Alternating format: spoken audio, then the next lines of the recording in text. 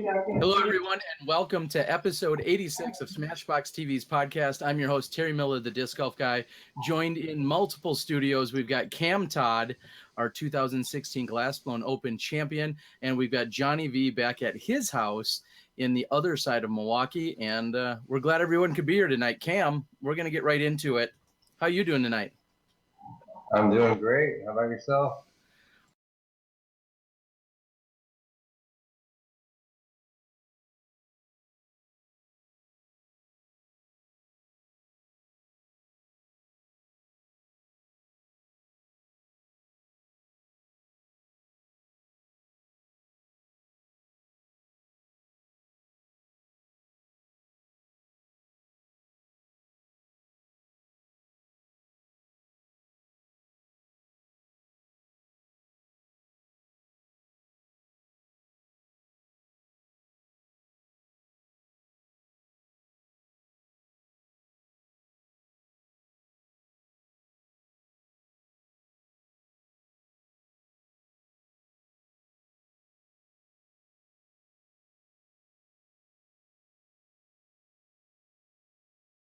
A whole bunch of other challenges. Where are you at now, and how long are you going to be stationed there? We're at Hal Baby's house over here in Kansas City. Been hanging out with Pete Cashin, and this is one of our stops that we're fortunate enough to have amazing amenities and you name it. So we've got laundromats and, well, people's laundry, and you name it. It's pretty awesome, man. Right now, we're lucky to have this, and we're recouping. I think tomorrow's the big van clean out day where we spray everything down and pull it out and reorganize it. It got kind of nasty and muddy over the last few tournaments, but yeah, we get lucky enough to have stops like these, and we get to clean up a little bit. Now, what would you say has been the biggest challenge since hitting the road again when you guys kind of packed up and did that starting last year?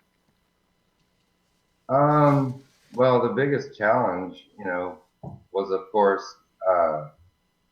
maintaining all that we had and trying to resolve it to where we could go on tour. Being on tour, at first it was just learning how to set up and get there and do different things and try to play courses and get warmed up for tournaments and the whole nine. But at the same time, it's almost like secondhand to me because I did it for so long that kind of just came back. But there, I don't know. It's hard to say the challenges out here. We're so blessed to be able to go around and experience so many cool things, and so all the trials and tribulations are really worth it. Just to get to experience what we're doing. So. Now, not everybody knows who you are. I mean, if you just came into disc golf in the last few years, you wouldn't know necessarily the Cam Todd that me and Johnny and so many others do. Talk about your history a little bit as to, we'll say yesteryear when you were world champ, and you are world champ from 2001. But talk a little bit about the history that, has gotten you to this point. Yeah, I started disc golf in probably very end of 97, 98. Fell in love with it, played 5 rounds a day in between work. Just got addicted to it completely. Met this guy, Brad Hammock, who introduced me to the PDGA. I understood that there was a bunch of boxes where you checked one of them as to what division you wanted to play, and I was able to check open. So I checked open and went to a tournament immediately and decided I was going to go on tour. Went on tour and became a great player, won many tournaments, and, fell in love with the sport. Love it today, and I always will love it. It's a great thing. And that's pretty much my background. I started it pretty quick and went on tour immediately. So most of my career has been on a professional tour. And now it's fair to say that disc golf hasn't grown as quickly as we all wish it would. I mean, it's obviously doing great things, but I mean, you were one of the earlier pioneers, you guys and your whole Flying Eye crew, in being out on the tour. And there was a handful of other, people out there doing it too. But You took a couple years off. Was that just, did that stem from the frustrations of the the game not growing quick enough and supporting what you wanted to do? No, it stems from my brain, and it's pretty much who I've always been. I like doing a lot of different things, hence the painting and, building basket designs and, training aids and you name it. I've always just wanted to do different things. And I think ball golf kind of, hit me and I, just went out and played that and had fun for years doing it. And now you were in, you guys were last set up in Indian Trails, North Carolina. Is that correct? Yeah, we about 10 years ago, I say something like that. We moved out there, but we bought a home in Wingate, North Carolina, and we resided there for the last 8.5 years. Okay. And That's southeast of Charlotte, North Carolina. okay. And there's so many spring chickens, we'll say. You think of the McBass and his monster vehicle, and you think of, the Drew Gibsons and all these other guys that are just hitting the tour, but not so much for people like yourself or even Steve Rico, who kind of dabbled a little bit more extensively last year. Was it daunting? I mean, I know you have the passion, but was it daunting to return? Um, it's hard to say that. I don't know. I was never more comfortable in a tournament since I've been back as the past weekend. Um, I don't know. It came down to a mental state. I know what I have. I know my capabilities, and I finally made up my mind to give it my best shot. So I just played in my zone and didn't let anything phase me, and I actually wasn't nervous at all.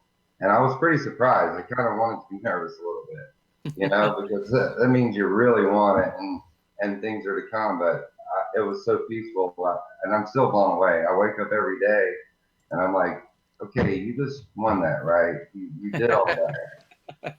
So I don't know. It's such a peaceful transition. I don't know. I don't know how to explain it yet. I'm still waiting. Well, speak about the current age of disc golf. I mean, when you were stepping away, you were one of the best on the planet. You're still revered as arguably one of the best putters to ever grace the game. But now you come back and you're dealing, I say dealing with the Eagle McMahons and the Paul McBeths and those types that are doing it professionally and doing it every weekend as their full-time jobs. What did you see when you came back? And compared to what you left at. A bunch of 600 plus foot hyzers. Okay. Pretty scary. Well, and even that's the only thing that took me away from the serenity that I was telling you about. I watched Paul McBeth throw past a 585-foot hole. Hyzer all the way. I don't think the angle ever changed. I'm pretty sure it was the same angle all the way. Mm-hmm. Past the basket, and I'm like, okay. So I start playing these holes, with that 600-foot hyzer, and I'm like, you don't have that. Stop. But it's wow. It's amazing. Absolutely amazing, man. So just to stay within my game and play what I have, you know, it's where I have to be and what I have to do. And I think everybody has the ability to play within their own game and compete with anyone. And so, like Johnny McRae, you're actually of Masters age. However, here you are, like Johnny McRae, you're hanging with the young guns. You've battled some injuries. Tell us about where you're at with those, and how it impacts, and if you're going to dabble in Masters at all. I've had regular injuries throughout any athletic sport I've done. Um, so you face them, you battle them. I am going through a tennis elbow that started about 2 weeks before I set on tour this year, and it kind of took my mindset off of the game, and off of being, competitive and actually having a chance. But you finally, just like you were when you were 27, you just play through injuries because your mindset says no matter what, if I'm hurt or not, I'm going to do it. So I think the mindset finally took over and said, you know what, I'm dealing with it, and you're playing. So no excuses. Go in, put everything on the line, and play your game. And the second part was about playing Masters. Yeah. I just never have even thought about it. You know, so many people are saying I should play Masters and, well, don't you want a chance to win and all kinds of stuff, but it never has registered. I don't even know how to start the process of thinking when or why I should play Masters. Okay. If, That if I want to be relevant, I have to play where the best players are, and that's, to me, in my heart, it's always going to be the measurement. And that's all I want to do is see where I compare sometimes, you know? well, and I gotta say that almost sounds. I feel like I could directly lift that quote out of this interview and apply it to a conversation with Scott Stokely. He's returned to the game after a number of years off. I think even more so than you, and he's returned to the game, and he's dabbled in Masters, but he signed up for an event that's taking place in my hometown this weekend, and it was a no-brainer. He's like, yeah, open. That's where I need to be. That's where my game is. That's where that's who. If I want to compete, that's where I need to be. So, have you had any conversations with someone like Scott Stokely who's returned to the tour as well? Yeah, Scott and I have talked a few times and hung out a little bit, and yeah, he's definitely he's still got the skill. I watched him throw a couple 500-foot sidearms and with I think XLs or something, Yeah. and I'm like, get a bigger driver, guy, But still, it's yeah, it's impressive. Now, like Stokely, he was obviously supported back in his heyday, and you both have support now. But a lot of questions out on the board and over the weekend, people are asking, who's this guy sponsored by? Who supports him? And why isn't there more support for him? And how many phone calls have you gotten since Saturday night? Oh man, yeah, it's hard. It's hard to say. I've been through a few sponsorships lately. I'm pretty much just been doing my own thing. That seems to get me by. My fans are, of course, my biggest sponsor, and that's kind of worked out. And it's it would be good to have help, and any help you can have out here is awesome because it's quite expensive touring. It is what it is, and I don't know. I've definitely gotten a couple calls, and I've been talking with people all along, and like we've seen, I come back. No one knows what to expect. I mean, I could go off and do something again tomorrow. Who knows? You know, Well, but I get it. I'm in it, and I want to be in it for the long haul. It's where I'm at and age in life, and it's my heart and my passion. And I just want a chance to,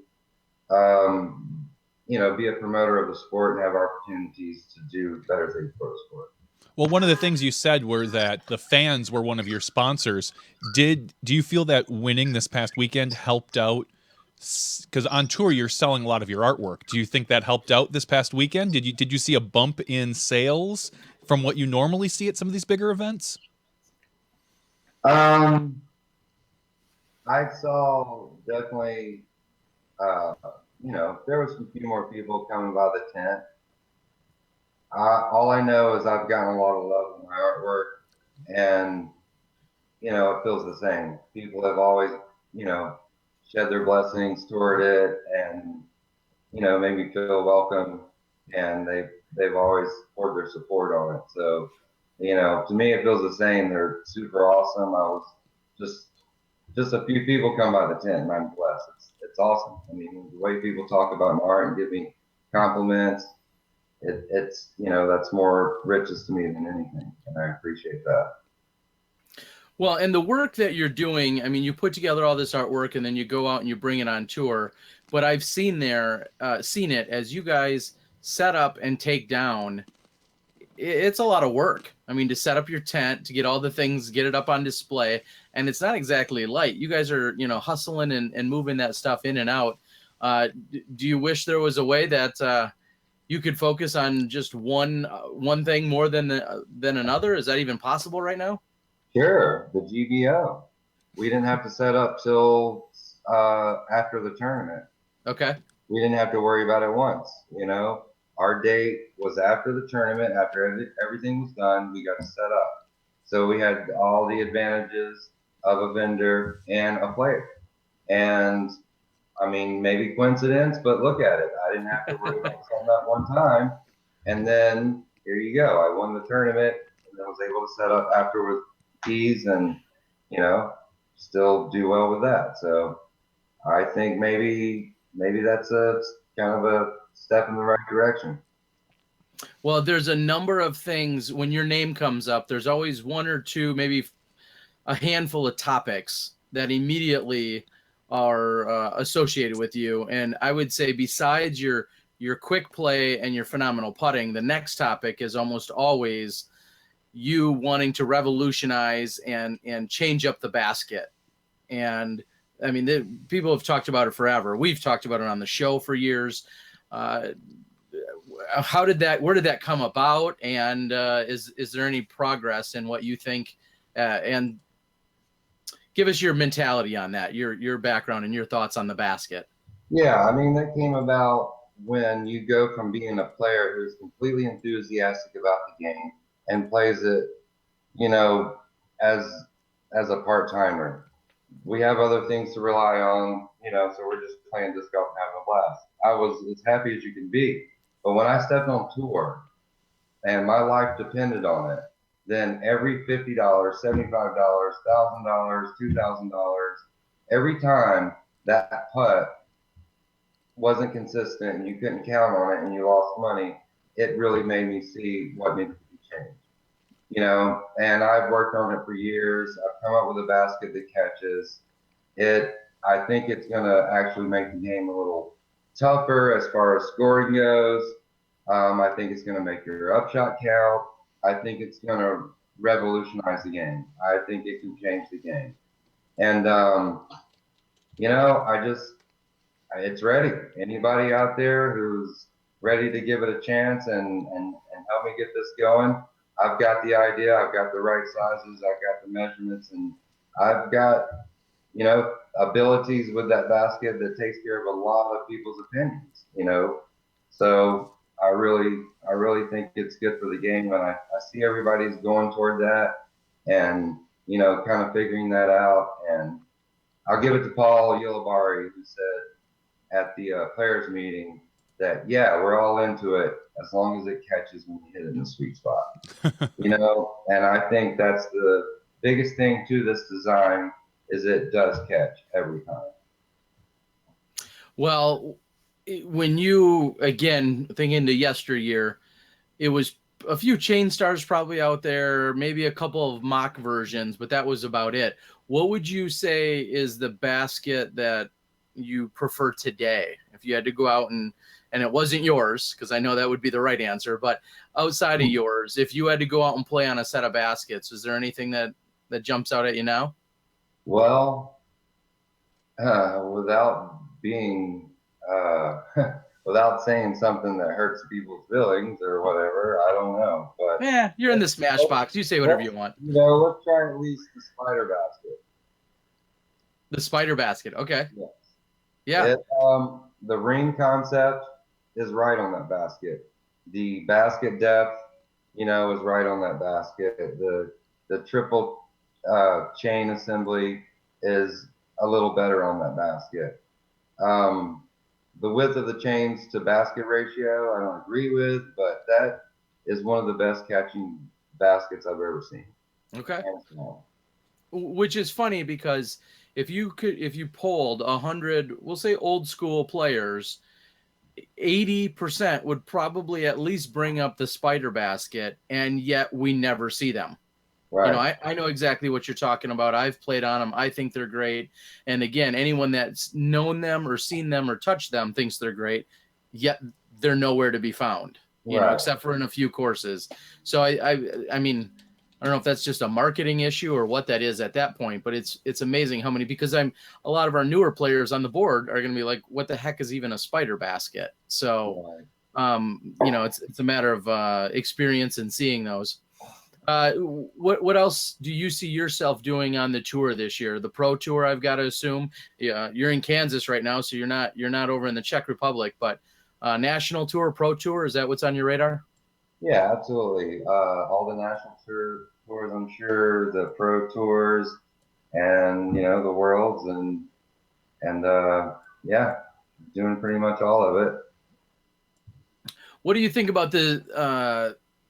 I know I asked you about the players, but what do you think about the state of the game? When you walked away, again, things were different, but yet a lot of things are probably still the same. What are some of the things that you think have progressed, or maybe even some of the things that are still being challenged that haven't progressed? Well, I definitely think the atmosphere has progressed, and I think the level of play and you know the characters and attitudes and things like that have changed, and it's interesting and it's nice to feel more professional, in a similar environment because the environment hasn't changed too much.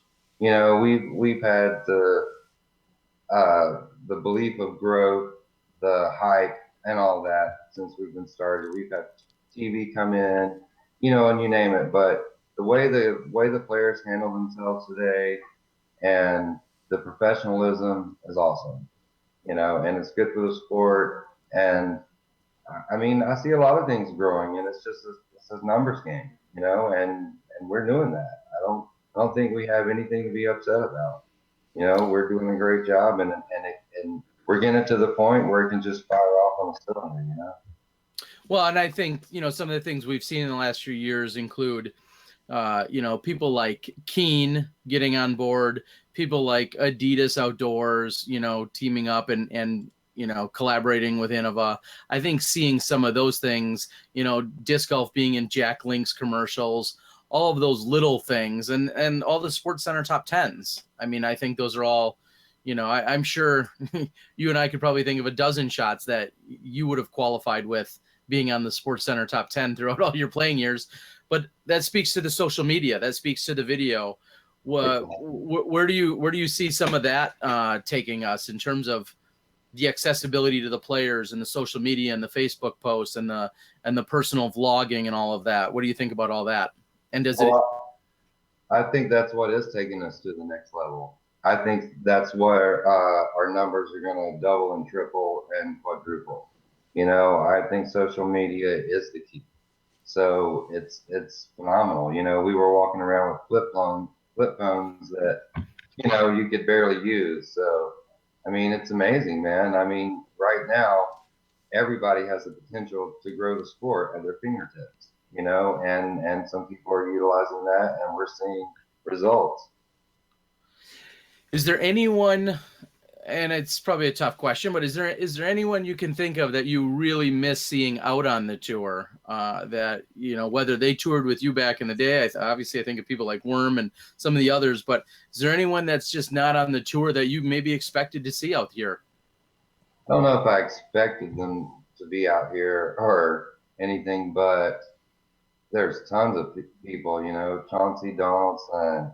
What about Mikey Sayer? You remember Mikey Sayer? I remember the name. I don't remember him. Yeah. I didn't know him too well.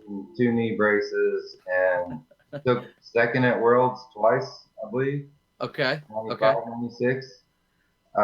Yeah, there's a bunch of amazing players, man, and I wish they all had a chance to, be involved in the sport and what it is today. Some people might feel like, again, you said it because of social media and other growth, but some people feel like maybe they missed the boat. They were ahead of their time. Do you ever feel any resentment for that? That maybe even you in your prime, you were a little ahead of your time, or not so much? No, I just knew I had to become relevant again. I'm giving it my best shot. That's all I can do. Well, you're doing a good job. I'm a pioneer, and I'll always be a pioneer. I've got stories that no one can imagine, and hopefully one day there'll be a good book. And speaking of books, you've done some other media. You've put out a putting DVD, and unfortunately, we're seeing DVDs fall by the wayside. But the content is very much spot on and relevant. How did that project come about? My brother-in-law is, senior director of the Beverly Hills TV station, so he's pretty good with video, and he volunteered to do the project, and we laid it out.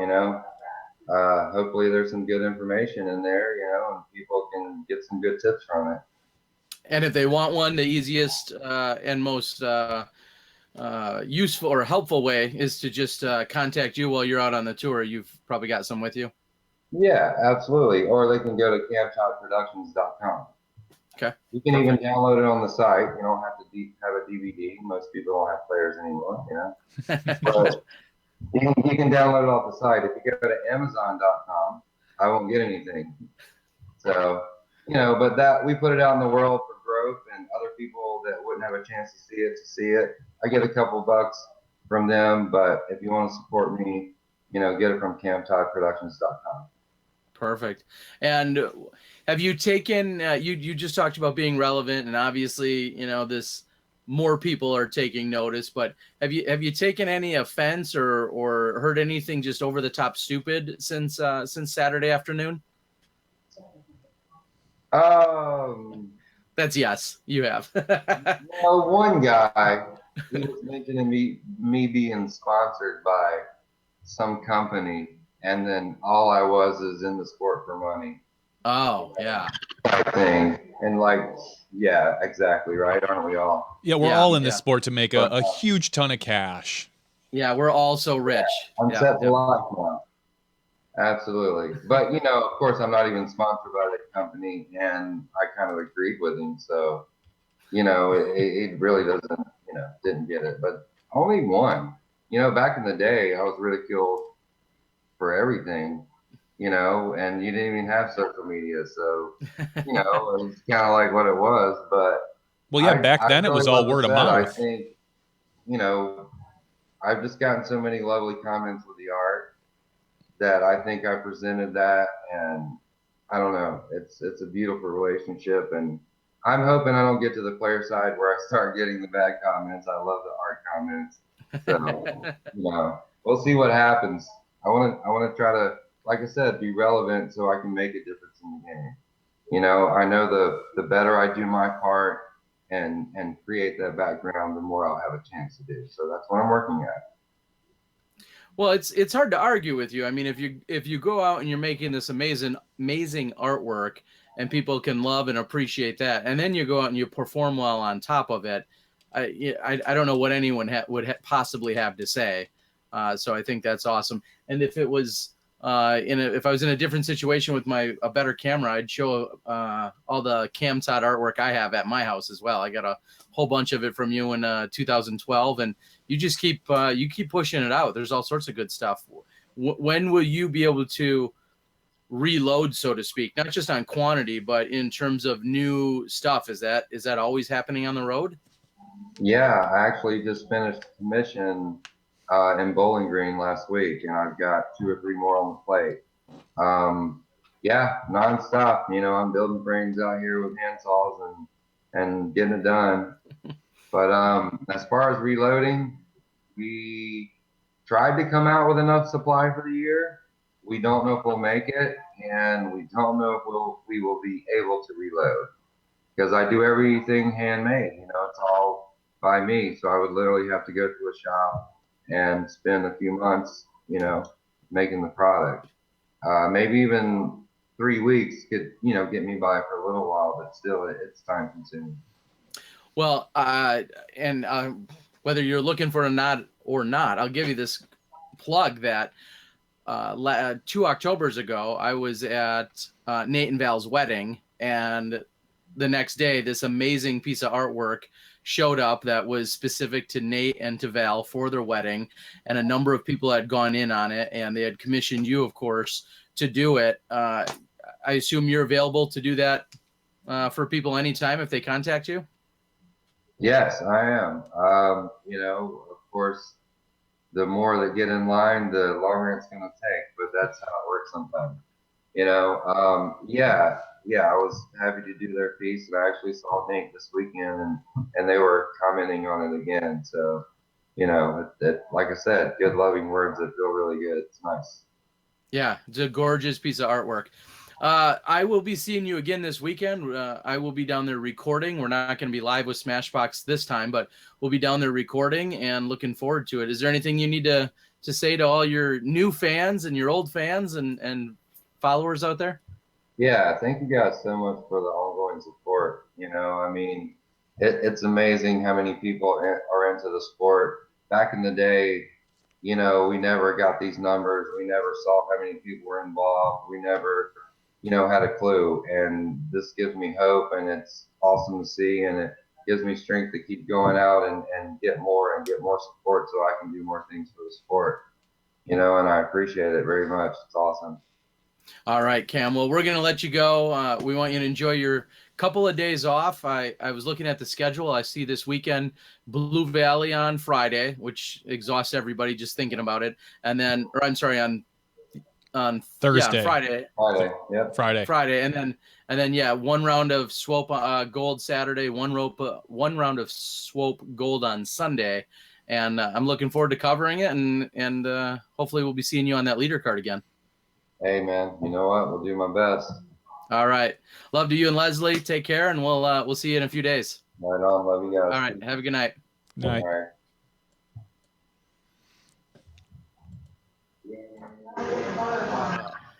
All right. All right, there we go. I don't know if, so for those who are just joining us, we've had Cam Todd, of course, our weekend's winner from the 2016 Glass Blown Open, and some new stuff on our end. And there's his wife, Leslie. Some new stuff on our end. We're using Google Hangouts tonight. We weren't able to get Skype up and going. Cam, if you want to just hang up on your side, that should be fine. You don't want to, that's no problem. You can view us on YouTube. Just go to our YouTube page and you can catch the rest of the show. Okay. What do the red button? Good night, Leslie. Good night, guys. All right. What a ride, those two. So again, we are here using Google Hangouts. It was the first time we've ever done. Cam and Leslie had a Skype issue, and Johnny V on the fly making it happen, us utilizing Google Hangouts for the first time ever. Yeah, we always talked about how we could do it, and if this Google Hangouts would also take a phone call if necessary. And one of the great things about Google Hangouts is that it's all web-based, so I literally just send somebody a link. They click on it, boom, it pops them right into there. They don't have to install or download anything. So it's a good feature for the future use. As a backup. Yeah. It doesn't seem to be quite as smooth, or maybe I shouldn't say that. Maybe it's smooth. However, there's some more adjusting in the future that you could do to make things polished a little bit better. Is that true? Well, the difference is Google Hangouts does one person at a time. So it's one full screen and it flops back and forth. Or I can, like right now, I have it selected so it's just you. But I can't split screen like Skype, where Skype, if we have 2 or 3 people on a call, they each get their own kind of, we'll say 4x4 box. So we can kind of pick and choose what we want to show and edit and cut it together for the broadcast. Whereas if Google Hangouts, you only get one person at a time. So Skype is a better option, but hey, we can't, if we can do 3 days of live broadcasting pretty handily, then I think this little thing isn't going to be a problem. I'm not even going to mention the podcasts the first 2 nights. So yeah, exactly. So obviously a little bit different format tonight. We went right into it, having Cam Todd join us. We're not going to have a ton of content, I would say. But I don't want to say I'm quite at a loss for words, because I don't know if I ever am, but we just don't have a lot of content tonight. It was a crazy week at GBO. We had what I feel like was a pretty solid wrap-up show on Saturday night that we did right out of the Dynamic Disc retail location, located right on Commercial Street in downtown Emporia. And I decided that that podcast I'm going to put out. The other podcasts didn't work out so well, so that final day I'm actually going to put out probably on Wednesday or Thursday maybe Thursday for everybody. So we'll have this go out first thing tonight, probably tomorrow or Thursday. That show will go out, and then Friday we'll put out, if we have an after show. I don't know if we're going to have an after show tonight or not. I know you're swamped. I'm not. Yeah. As you say, Friday we'll put out. again, this weekend I'm going to be heading. I came home just for a couple days. I flew out on Sunday evening. I'm flying back into Kansas City on Thursday mid-morning, mid-afternoon, and going to be covering the KC Wide Open, which is kind of funny. I haven't been to the KC Wide Open, I want to say, in 4 or 5 years. The last time that I was there, I was actually commentating. I think I commentated a little bit anyway, with Disc Golf Planet. It was the last time I was there. I want to say, I'd have to go back and look at exactly what year that was, but it feels like it's been at least 4 or 5 years. And I was commentating. I was brought down there just to do that and had a really good time with it. And it was at least that many years, because they were actually using a totally different technology even at that time. And that was one of the early on broadcasts. So it must have been 2010, 2011 timeframe. And I'm excited to get back there. It's an amazing city, unbelievable golf mecca, and just a lot of great people with a really good, well-established 30-plus year event.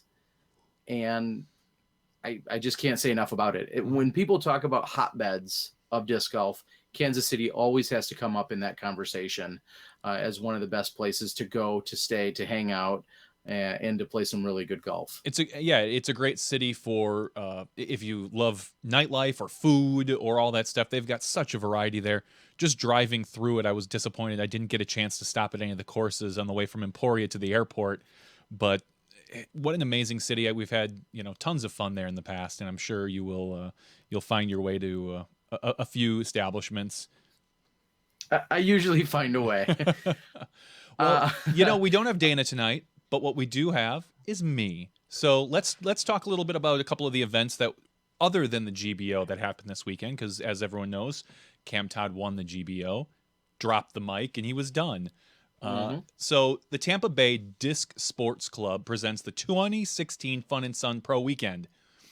This was down in Clearwater, Florida. I was actually looking at the results, and I was kind of surprised that nowhere did I see Ken Climo.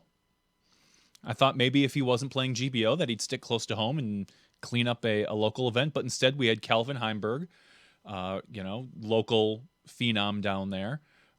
He ended up winning by a solid 8 strokes over Daniel Rindo, I believe that's pronounced. Followed up by Aaron Doyle, then Mr. Jamie Mosier, Eric Bates, and Ron Howell and Grant Britton were the final cashers. In the open, I'm sorry, there were no open women. I'm sorry, in the Masters field, Brian Johnson, who does not have a PDGA number or rating currently, he ended up winning by 10 strokes over Billy Seaman. So that was down in Florida. Up here, before you go any further, Johnny, sure. I saw, unfortunately, I believe, and again, I'll mention it, even though I may be slightly off. I believe it was, in fact, Daniel's brother who had passed away this weekend or very recently. Oh. Daniel was on the leader card when I was out there for the Throwdown the Mountain, and I know he's good friends with Ken Climo, and Daniel's been through a lot of things in life, and he's this amazing guy. And if I read the social medias correctly over the weekend, I saw Ken Climo and a few others post about it. I believe it was, in fact, his brother Michael who had passed away. So obviously our condolences and our thoughts go out to those guys. He was very well liked within that disc golf community down there. And so pretty rough weekend for Daniel. I think you said he finished second, but overall, our thoughts go out to him. Nice big Smashbox up, big hug. Yeah, for sure. Clearly a secondary thought is the tournament, I'm sure, to him at this point. So yep. Up here in Wisconsin, we have the Standing Rocks Open, which is an event you and I have graced many times. Winning the open field is a local, kind of local here, advanced player, I heard. No, David Heasley taking down some of the likes of Dustin Honnell, Chris Herron, Ross Brandt, Critter, Kyle Pinkman, Keith Warren, Patrick Blake, all those guys. He handily, it wasn't even close. He handily beat them by 7 strokes. His rating right now is 967. We've talked earlier about he is actually on you're doing a team. Well, the Sandy Point team event is in a couple weeks. he's filling an advanced spot for you because of the timing of his rating. But he put up a 1030, 1018, and 1,003 rated round. He was the only one, and maybe these ratings are off a little bit. I'm not sure, but he was the only one that averaged over 1,000 for that tournament. So, and you know, it's two great courses. You've got the West course, which is a difficult, longer course. It's all wooded, so you're looking at 300-foot shots through about 30-foot fairways. Some of them S, some of them Heiser and Heiser. Either way, it's a very tough course. And David put up a phenomenal round, beating Dustin Honnell by 7 strokes. Yeah, and what I'd just like to say about that is, excuse me, David Heasley is the man. Yeah. He hasn't been involved in the game very long. And as you said, he's currently has a 967 rating, but I'm too lazy to click a few links as much as I love the guy. But I think if you click on him, I want to say like 7 out of his last 8 rounds have been rated over 1,000 or something like that, or 8 out of the last 9 or whatever it's been. I'm sure he could tell us. He's a math teacher. But he's bringing it hard. He won the last Wisconsin stop, which was a B tier over some stout competition, and then winning over the 3 rounds at this event. And you're exactly right. We actually have him slotted, and he chimes in, says 8 out of 8. 8 out of the last 8 rounds have been over 1,000. You and I had this discussion about whether or not, and I don't know if it was on camera during his last win, whether or not he'd hit 1,000. And I said, I think he's going to get to 1,000 rating by the end of the year. And you were saying that that's going to be real tough because it's such a big jump. You were thinking more along 990, 995. And I said, I don't know. I think the guy's going to hit 1,000. And the way he's moving, wow, that's not unthinkable by any means. Yeah, he's just he's playing great. And I'll admit, I went out to the little private group on Facebook, and I had said to everyone that was out there saying, yeah, I've got a guy that's playing in advanced. He's rated 967. The cutoff for the ratings was just a few weeks ago on April 19th. Yeah. By the May update in a few days, he's going to be rated 980, 990, whatever it's going to be. And there's going to be a lot of salty people at this team-based event.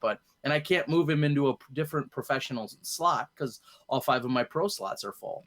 So yeah, and that's why they set a ratings deadline. And in some ways it's going to help teams. In some ways it's going to hurt teams. But in our case, there may be a near accurate time to use that term sandbagger. Yeah, this would be one of the times that you could look at someone and go, oh, come on, dude, you are sandbagging. Yeah. But there's no way around it. I mean, yeah. And he's, and we said it, and I said it with Dana Vici, who also knows him. The best part about David Heasley destroying the competition and winning these tournaments is that aside from all that, he's a super nice guy, and that's what is he really? Yeah, no, he would be a great, as someone mentioned, he'd be a great face for a sponsor. So anyone out there, Smashbox TV, yeah, that's right, give him a bump. Anyone out there looking for a fantastic player to sponsor, someone who's one of the good guys, and you can't say that. Well, I guess you can say that about quite a few golfers, but this one I'd say to his face. So, and I wouldn't say anything bad about him behind his back. David Heasley is a phenomenal player and a great guy. So congratulations, David, on running up those scores and crushing that field. Yeah, winning the Standing Rocks Open, and all the listeners out there, I know we're kind of harping on this one specific relatively large B tier, but just apply it to anything back home. Like there's 1 or 2 big events every year. They may be a B tier, but they're incredibly difficult to win because you have to go out and play some solid golf against some relatively stiff competition throughout a weekend. And that's exactly what Standing Rocks is. 2 different courses, a very long weekend, and there's very few people that have managed to win the tournament. And David Heasley is now, one of the select few that have. So, the likes of Barry Schultz used to win that tournament. Barry Schultz, Chris Herron, Scott Bertard. I want to say Kyle Pinkman maybe has won it once. Kale Laviska. Kale, has come in and dominated. Jordan Castro said he's lucky. We're all lucky that he wasn't there or something. Or maybe he was talking about the team tournament this year. I don't know, but Jordan's definitely a force to be reckoned with lately too. And in the Open Women, dominating again, as I think she has for as long as I can remember this sport. Barrett White won by 21 strokes. So she, yeah, yeah, she shot a 971 rated first round, followed up with a 907 and a 916. Her rating is 910. So that first round was just kind of put the hammer down and then put it in cruise control. So. All right. Well, I was gonna say as we move away from there, I was gonna Jordan say one Castro one and a last few note others. was Chris Sprague winning the Masters field. That's right. He's getting old. This is, I believe, his first Masters win, and this might be the first year he's actually qualified to play Masters. So if not, it's the first year I think he's dedicated to actually playing it. So I just thought that was a notable mention that Chris, whose PDG number is 16425, is now, you know, moving away from the open field and moving into the Masters field. So good luck to Chris. Stay in your state.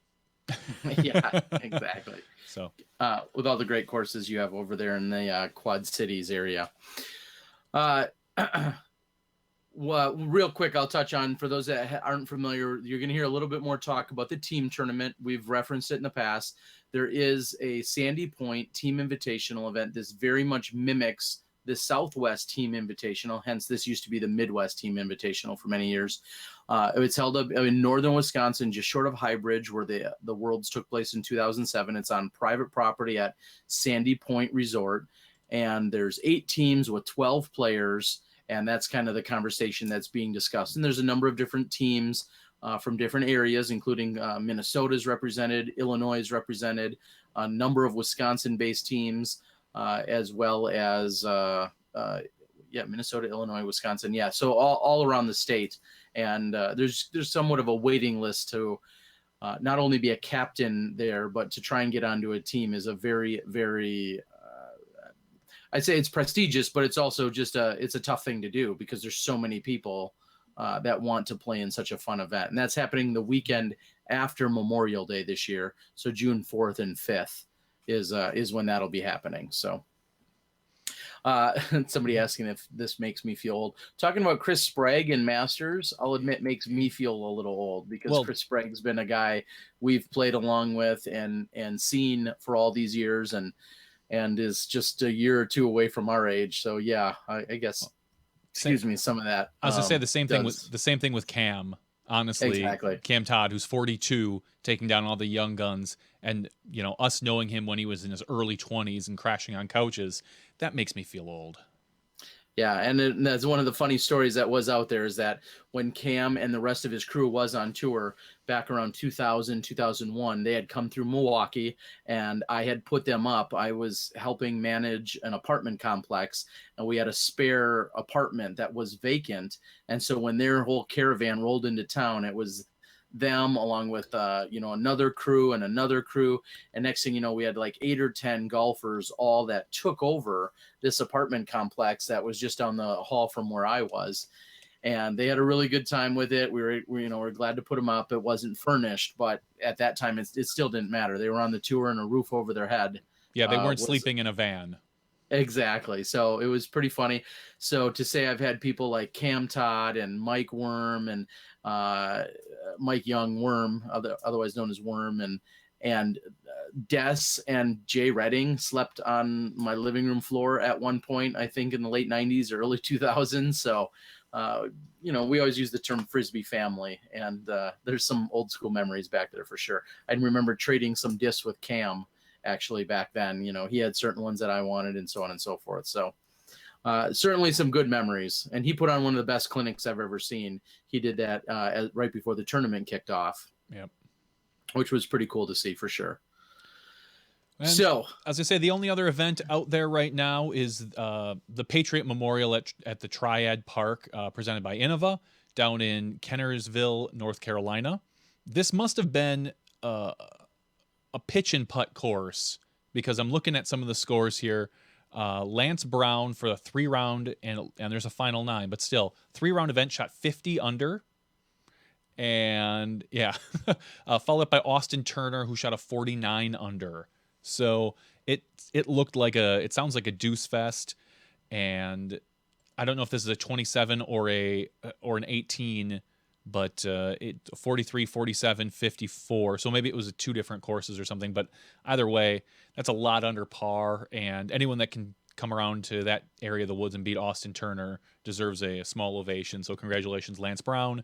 You know, only 1 stroke. And Lance Brown's only 977 rated, unlike the 1,003 rated Austin Turner. So it was a battle, to be sure. Well, Lance is telling us, and I saw him make a post saying how he was elated to win the tournament and so on and so forth.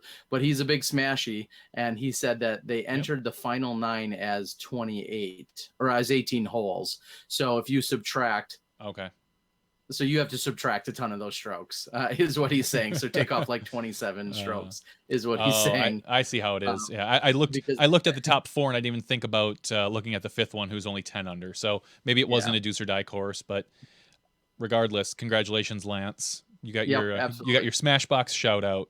I hope you win. There you go, Lance. I hope you win many more. Yes, and Lance is a super good guy. So congrats again. There's some question out there. So after the GBO, we got up early on Sunday, and we went out and shot a media round. Got together with a bunch of the guys who did a lot of the recording. There's the Jomez Pro crew out there. CCDG was out there. The disc guy was out there for a while until he had to go get some food, and then he vanished. In the middle of the round, they turn around and he's gone. And someone's like, yeah, he had to go get food. Just in the middle of our round. You know how much ridicule I'd get as an overweight guy if I ran off in the middle of the round to go get food, but we're going to let the disc guy pass. Yeah, well, he's a big, skinny guy. He's a big, tall, skinny guy. So anyway. We had two representatives from the PDGA. We had Michael Downs and Marty Gregoire. Yep. Media Marty. Smashbox. 2 Smashbox crews, technically. There was you and I, and then there was our cameramen, Joe Height and Gary to the O. Mm-hmm. And I want to say, and Bobby Brown and Danny. Yep. And unfortunately, EMAC apparently was scared, hurt that morning with his knee. His knee hurt. Oh, sure. Yeah. Mm-hmm. He just played 3 rounds at GBO, and I can understand he's been having some knee issues that he was hurt to come play. So before you go any further, I think what it would be fair is to ask our crowd. A lot of people keep asking, who won? Who do you think won? Would be the question that we could pose out there, so people we'll see if we get a few responses that come in. We've got a nice lively gallery of people that are taking in the show live tonight, as usual. Yep. I'd be curious to know what others think. We played Peter Pan Park. We played Peter Pan Park. We played what the pros were going to play, I believe, before the big flood. Correct. And so we didn't play the exact course that they did, but probably just as hard, if not more. Oh no, we played a much harder layout. Did we? Oh, yeah. Okay. I don't recall seeing. I mean, I know we did the live recording for the GBO, but I don't ever really know the holes. I just kind of show them and move on. I'm not really watching. So we played a much harder layout than the pros did. I took 4 discs. I only came home with 2. I took 4 discs, and you used Jen Allen's discs. You stopped by Innova rep Jen Allen that morning to ask if you could borrow some plastic from her.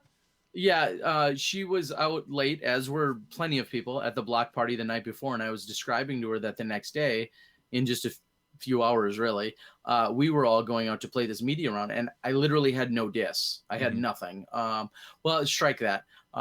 Drew Gibson in moving sponsors went from KC AVRs to throwing whatever he's throwing with DD right now. And so when I had rode with Paul Macbeth and Nate Sexton a few days earlier, they're like, oh, here, and I putt with KC AVRs frequently. I'm like, oh, I'll take these. Drew doesn't care. So I acquired 2 putters, which are actually perfectly to my liking. Yeah. And then when I mentioned it to Jen, and I'll admit I'm most familiar with Innova plastic. I know all the different plastics to some degree, but the very little bit I've played, I've been an Innova guy for many years and was sponsored by them for a number of years. So I had asked Jen if she had anything she could borrow. She was leaving to go to Oklahoma. And sure enough, she's like, oh, I've got this. She had a few Discmania discs, which she compared to other Innova discs. So it was she just was like, here. She had a whole box of stuff in her trunk available, and I think she handed me 5 or 6 discs. There was like a Roadrunner, Yep. maybe a Crate, CD2. I think there was a Champion Rock 3 that was pretty beat up. So yeah, those were all completely different, never thrown before discs for me. Yeah, and I know I as we borrowed a moved few into of the them. round. I borrowed a few of them from you during the round when I needed, I don't know, something stable, because I came with a Trespass, my Magnet, a Comet, Buzz. and a Buzz SS. So, yeah, and so when I needed something stable, I just kind of turned around to the group. And I can't forget, we also had Stu Mullenberg play as well, so I don't want to forget him, Yes. because he's so much fun to be around and get to play with, and we don't get to do that quite nearly enough. So yeah, we played the course, well, mostly blind. I know you have walked it once, and I had seen it kind of on TV. So yeah, where like Bobby plays it all the time, and oh Danny sure, play it all yep. the time. Bobby and Danny play League. I don't know if Bobby plays League, but I know Danny plays League there. And the PDGA guys, they had told us how they played it earlier in the week. And also Tim Stewart was out there taking picture. And Yep. huge shout out to Matt James, who filmed. I guess he said he filmed most of it. He had my camera, which I don't think he's ever operated before. He went out there and he got some stuff. He was talking about it, and he recorded.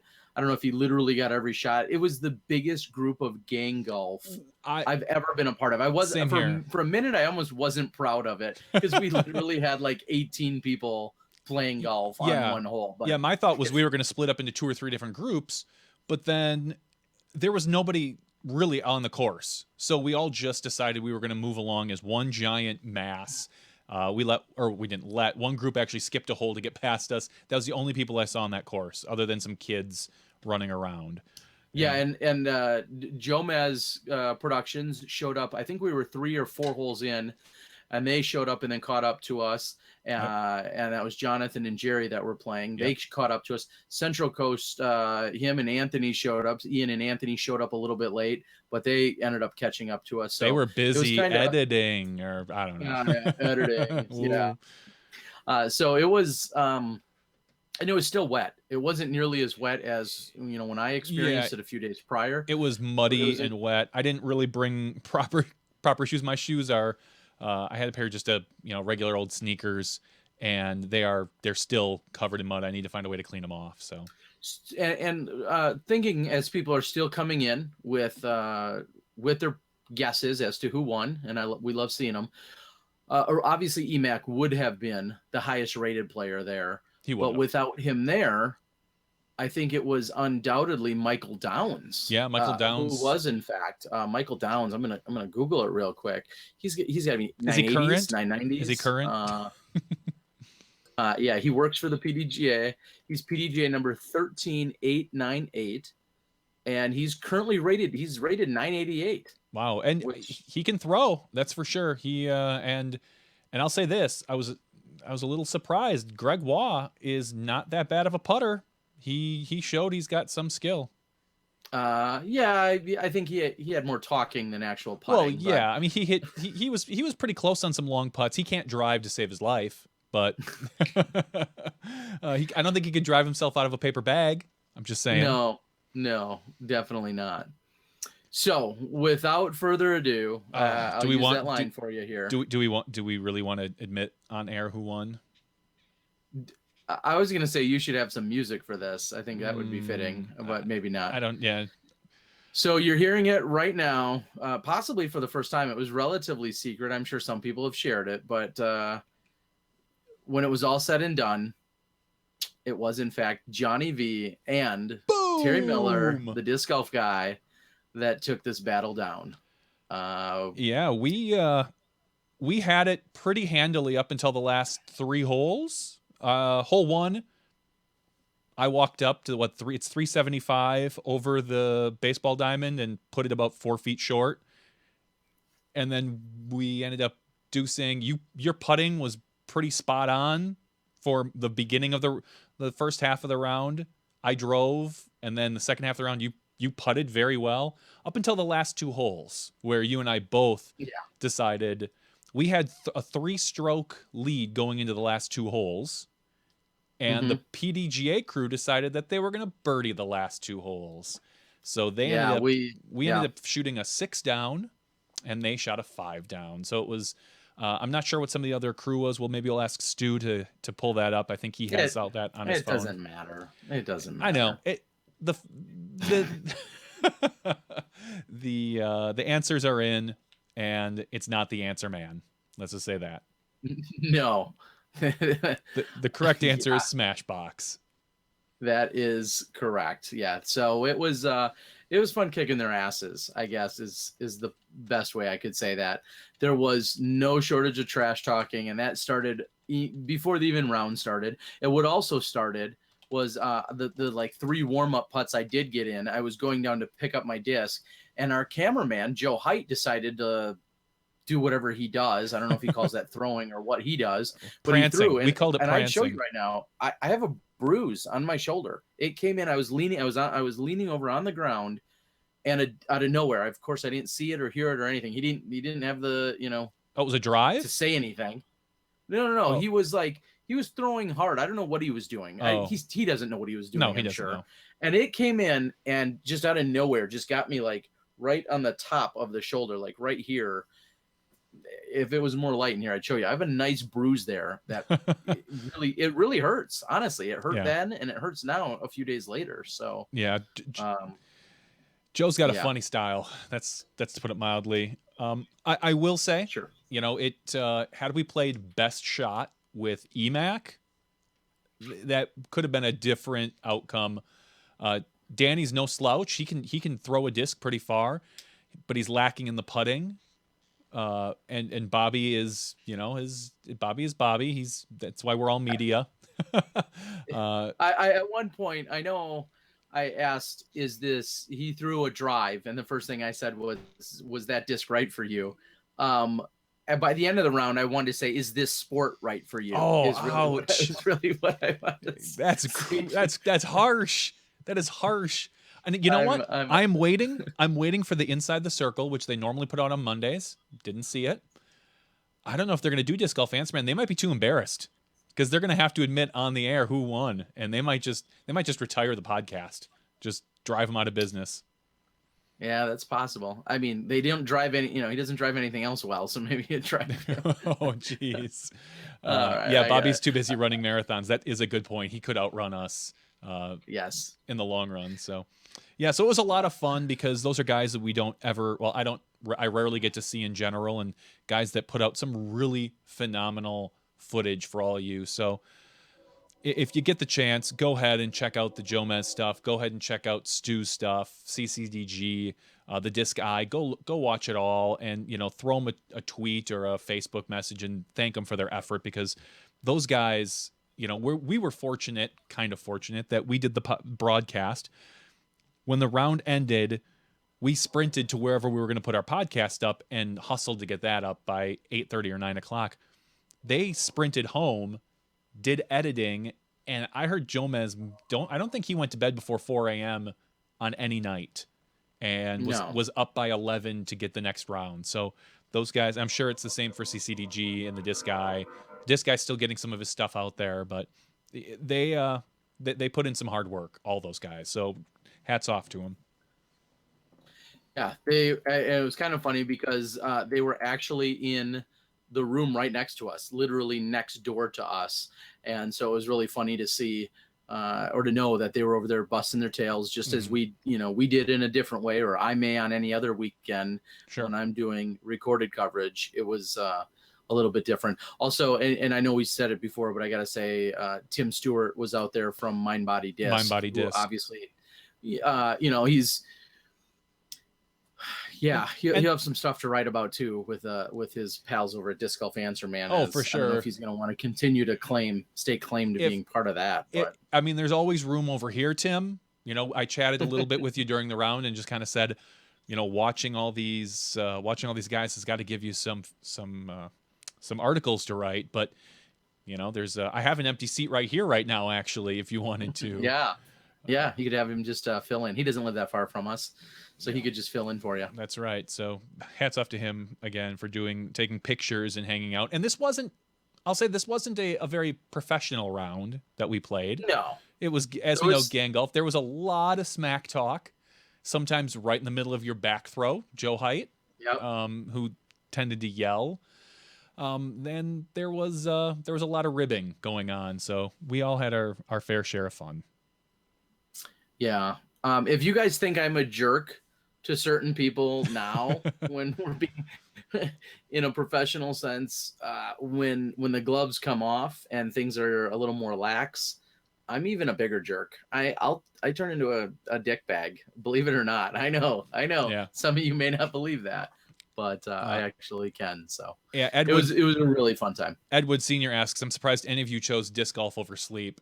It was honestly, that was probably their toughest choice of the week, because all I thought was I could sleep in for another 3 hours, but I don't know the next time we're going to get this chance to get all these guys together until maybe, if we're lucky, Worlds, but even that's a swamped week. Maybe next year GBO, but who knows who's going to be around. So this actually worked out really well. If it never happens again, I'd be okay. I mean, we're going to go out on top. Go out on top, as the champs, as the media champions. Oh, I would hope to God they're making a disc. Yeah. I think that crew over at DD should be making a media champions disc. I know you're watching, Bobby. So why don't you get on that? You could maybe show it off on the website tomorrow. That'd be a good thing to do. Yeah. I was thinking our own mold, but that's just me. The Smashbox mold. That's I like right. it. So yes, that's what a lot of people were talking about. We were excited about it. We knew that Sunday was going to be rough, and it was rough for a lot of us for a lot of different reasons. But it was a good time to get out there and a good thing to participate in. I got to thank my sponsor, Jen Allen and Drew Gibson, for the plastic. I'll thank him because I borrowed those discs as well. And you and I lost 2. Yeah, I lost 2. I put 2. There's 2 holes. There's a peninsula hole at Peter Pan, and I, again, never having played the course, I knew it was a peninsula shot, so I took my Comet out and I thought, let's go for it. I got tons of Comets. And I threw it, and I think I was probably about 6 to 8 feet deep, but that water is so muddy that the minute it goes in, it's gone. Like, there was no chance. And then the very next hole is a layup hole where you're supposed to pitch up, and I wanted to pitch forward, but unfortunately I kind of hyzered it off, and it ended up going, the guy said only about 3 to 4 feet in the water, but it was gone. I wanted to reach in and feel around, but I put my arm in and it went well up past my elbow, like just a foot in the water, and I just kind of said, whoop, I guess that EMAC SS Buzz is gone too. So, that was in consecutive holes. So yeah, well, I carried us out, Yep. So you're good. I'm just kidding. So it was a lot of fun, definitely. Did we hit the island? So we didn't play the island hole that was played during the round. We were playing the regular hole, the regular holes. And I think by the time we got to 8, 9, 10, 11, like those were all in normal order as regular holes without any of the temp holes or anything like that. We were giving them a hard time saying, what we wanted this to emulate, what we just covered. Get out here and where's the temp holes? But no, we played the regular event.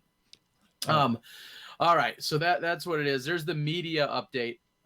Thank you guys for encouraging us.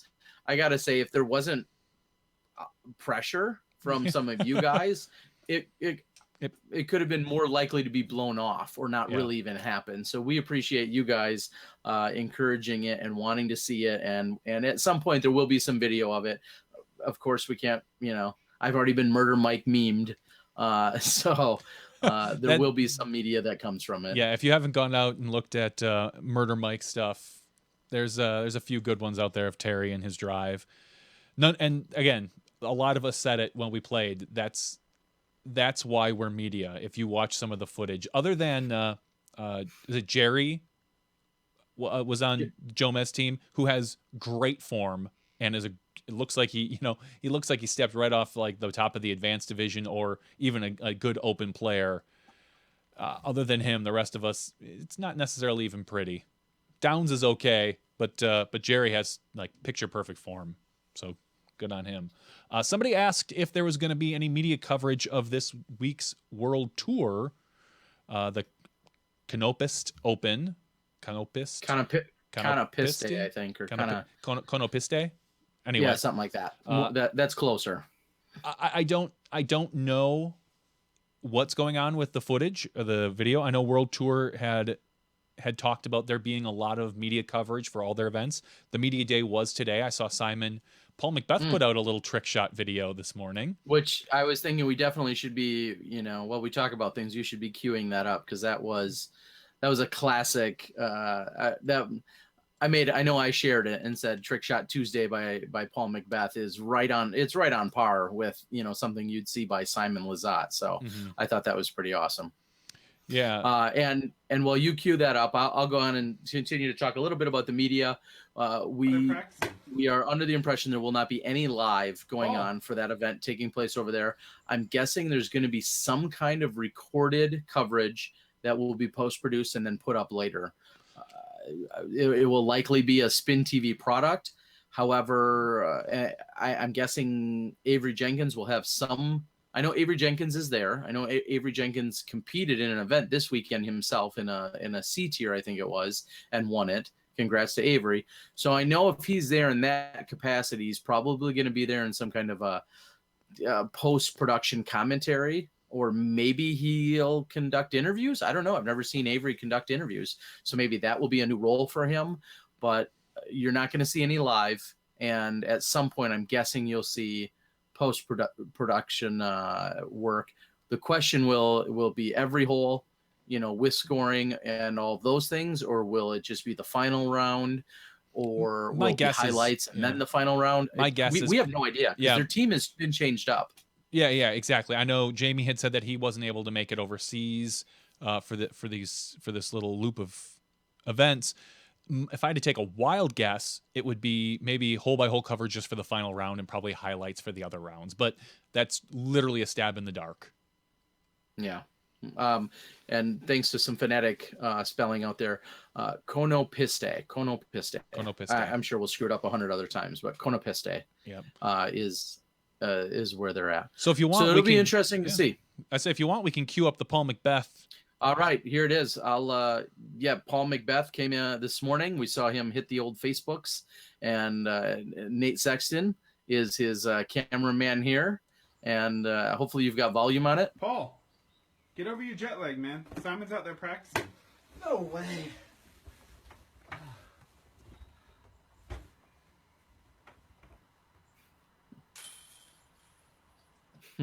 That is kind of sick. It's pretty funny. It is very funny.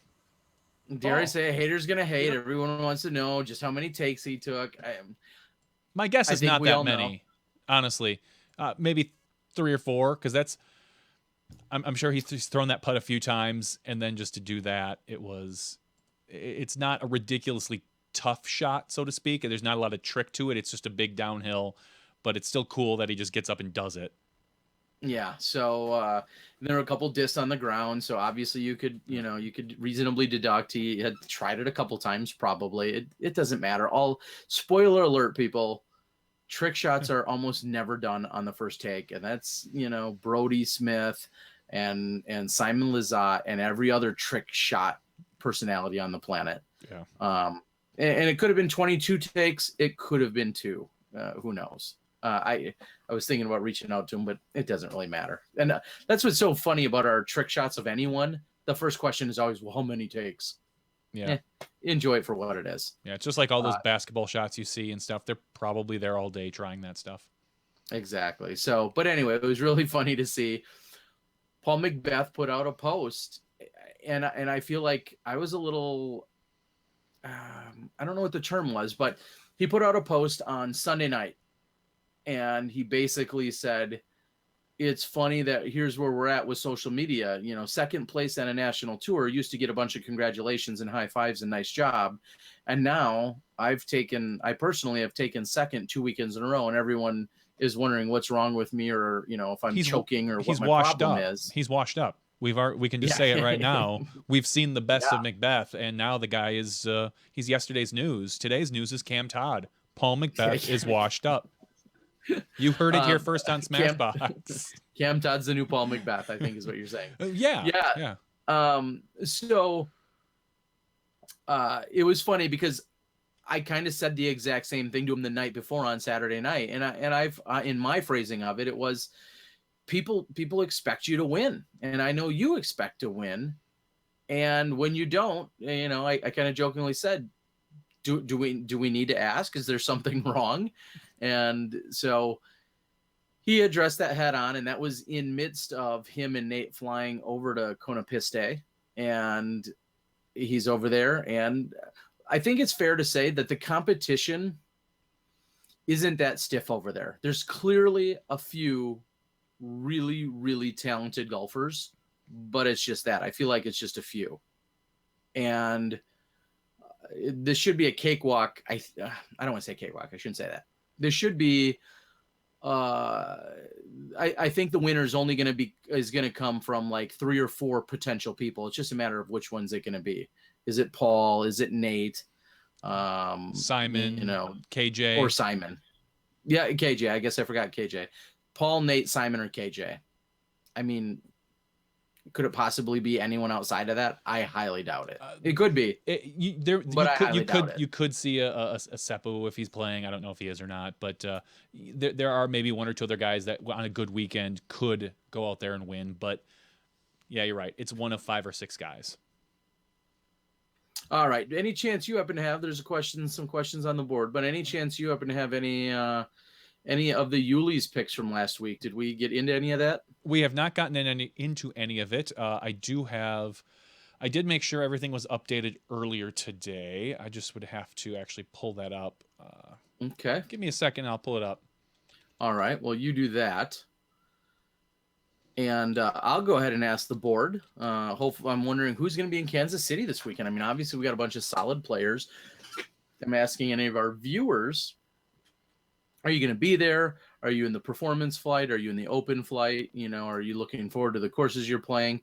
You should let me know out there, and hopefully I'll see you. I know we're going to be at the party on Thursday night. It sounds like there's going to be a good check-in party, so hopefully I'll run into some of you guys out there. So real quick, I'll go over some Yuli's picks, and we'll get some updated for this next week. We weren't even sure if we were going to do a podcast tonight, just because of the way things went this week, and Terry doing GMO stuff and this and that. So this was all kind of a last minute podcast for you guys. But GBO Yuli got 2 points. He picked Paul Macbeth to take third. Unfortunately, Paul tied for second, which isn't the same thing. In this case. Yeah, I'm sorry. He picked Paul Macbeth to take fourth. And and Paul had taken second. I did hear, though, that Yuli was going to pick Paul to win Kansas City this week. So good luck, Paul. We talked about it at the bar. Best of luck to you.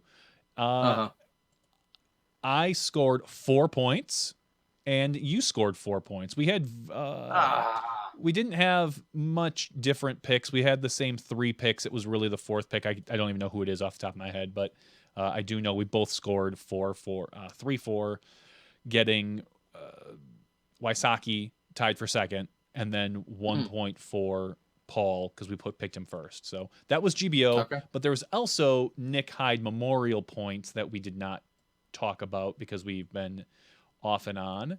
And let me quick give you the update on those. So I scored for Nick Hyde. I scored 4 points. Yuli scored 4 points, and Terry scored 3 points. Seriously? I didn't. I sound like Paul here. How didn't I win? You the funny thing is, you scored 3 single points. So you had 3 of the top 4 players just all in the wrong spots. Yuli, who scored 4 points, picked Paul Macbeth to take second, which he did. So he got 3 points for that. And then he got 1 point for somebody else.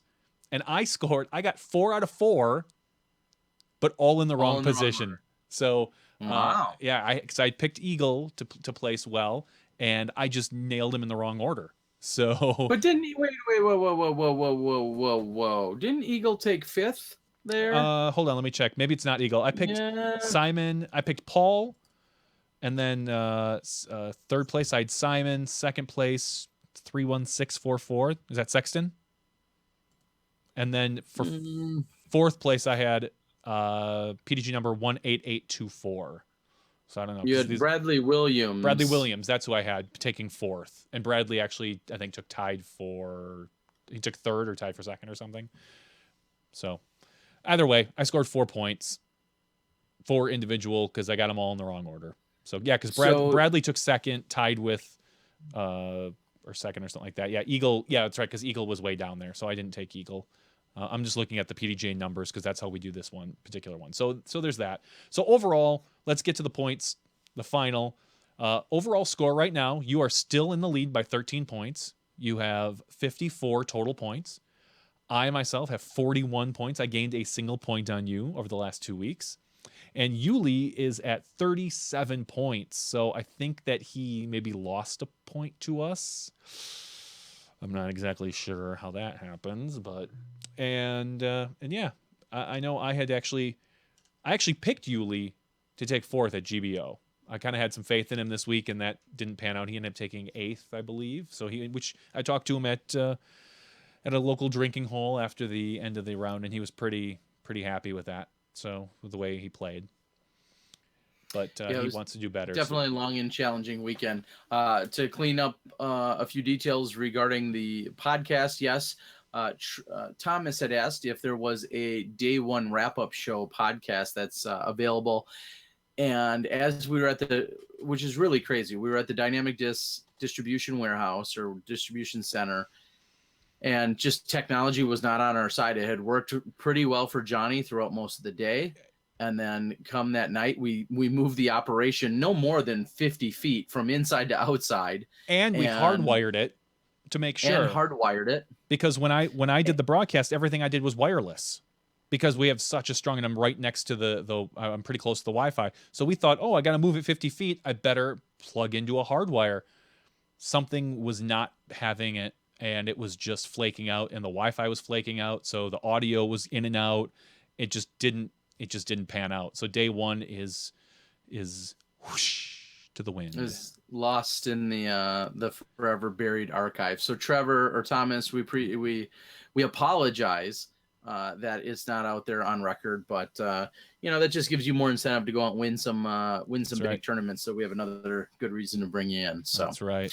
So you will not see or hear of ultimately anything that came from that night's podcast. Yeah. So. And if you look at day 2, we were at the Granada. There was some audio issues, which we ended up getting fixed up. So what I did is I trimmed up the areas that we were having some audio issues, and I re-released the podcast. So it might be, you might notice it's a little bit choppy after like 5 minutes, and then it comes back and it's pretty good, solid from there. And day 3, which was, on Saturday, it looks really good, worked out very well.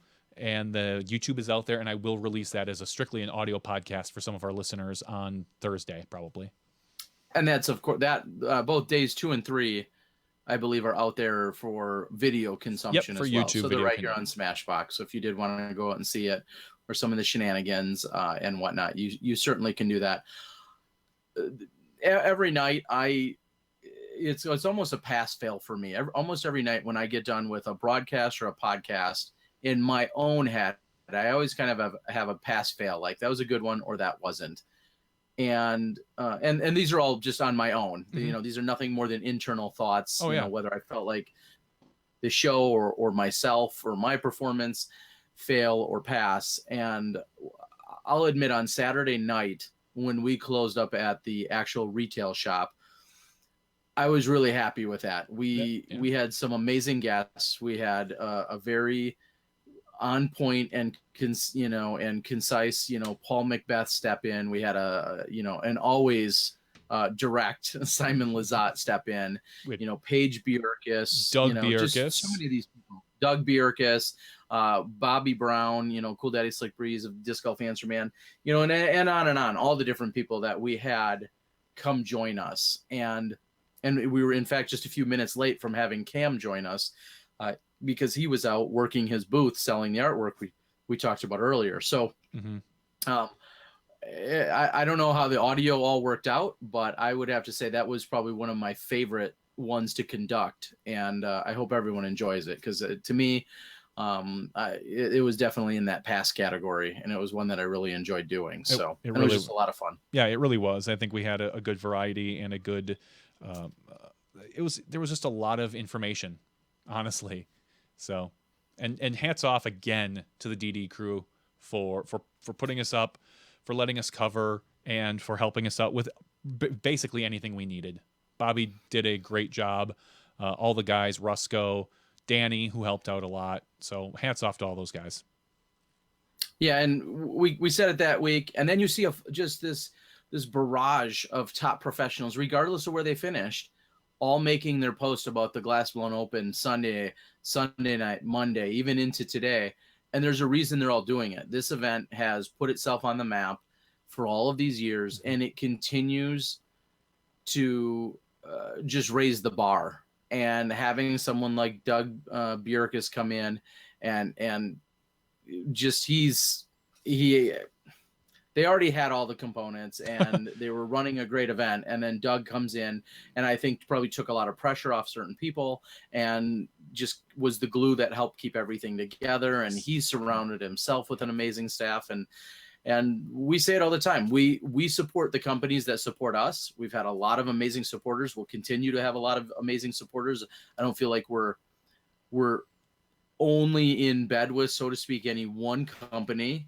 And any given day, we have no problem sharing with you the people that are awesome, and DD and the whole Trilogy family are just nothing short of amazing. So Yep.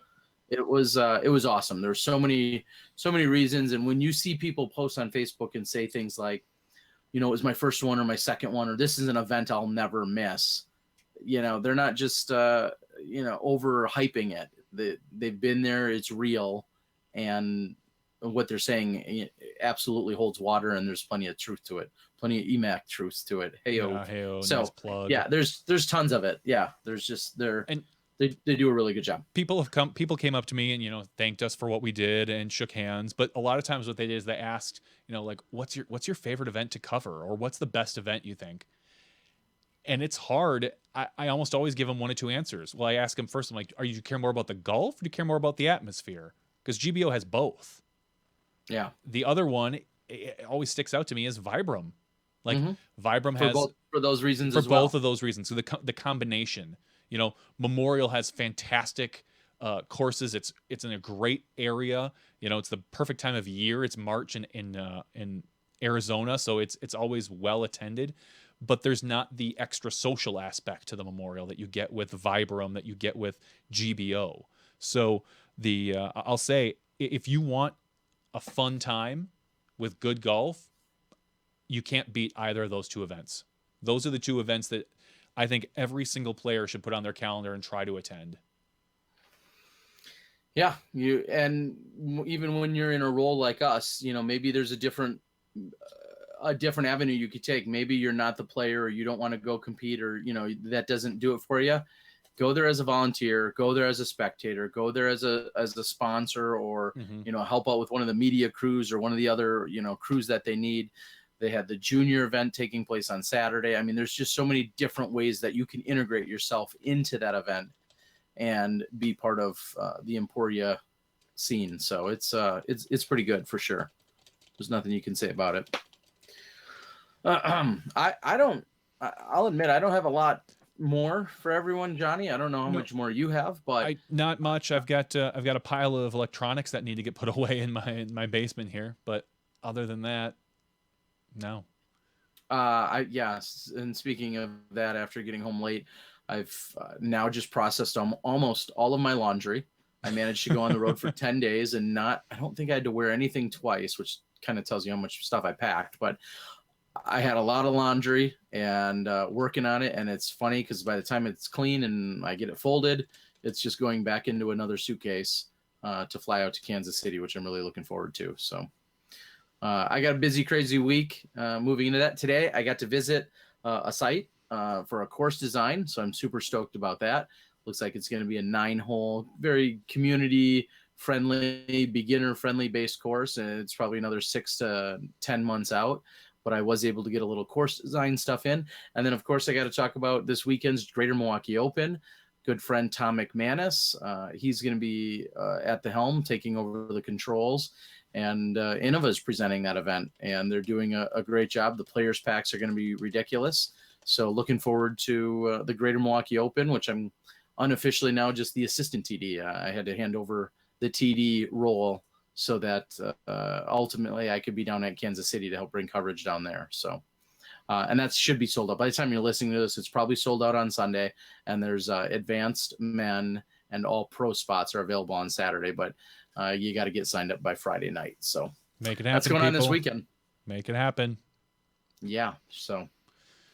All right, Johnny, I think we can close this thing out. I think it's been a good night. I think Cam Todd was awesome. We appreciate him joining us. And I don't know if there's anything else we need to worry about. I don't believe so. I think we'll catch up with everybody probably next Tuesday.